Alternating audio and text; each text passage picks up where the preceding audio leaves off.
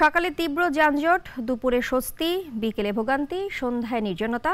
মোটা দাগে এমনই রাজধানীর কারফিউর দিনগুলো।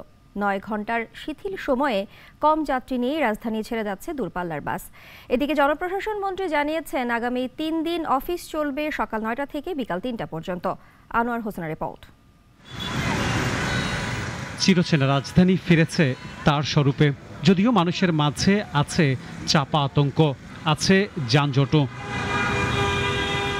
কারফিউ শিথিল, তাই সেনাবাহিনীর টহল নেই বললেই চলে, নেই তল্লাশির বাড়াবাড়িও। আমি আছি হলো গুলিস্তান থেকে যাব হলো মাওনা। একটু আতঙ্ক তো লাগবেই, তবে এখন পরিস্থিতি অনেকটাই ভালো। কারফিউ শিথিল সময়ে অর্থাৎ সকাল ৮টা থেকে সন্ধ্যা ৫টা পর্যন্ত রাজধানী ছেড়ে বিভিন্ন জেলার বাস ছেড়ে যাচ্ছে, তবে নেই যাত্রীর চাপ।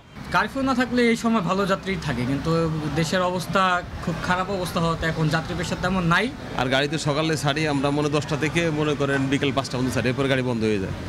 আর যাত্রী থাকে না, যাত্রী শূন্যতা আমাদের। যে গাড়িগুলো ছাড়তেছে ওগুলো খালি যাচ্ছে। যাত্রীরা বলছেন গন্তব্যে যাচ্ছেন আতঙ্ক নিয়ে। যেহেতু কোঠা আন্দোলনের বিষয়টা এখনো পরিষ্কার না, তো আমি স্টুডেন্ট, এক ধরনের ভীতি থেকে আসলে বাসায় চলে আসছি। বেসামরিক বাহিনী সবাই মাঠে নামে গেছে, কখন কে আক্রমণ করে এই জন্য আতঙ্ক থাকে ভিতরে।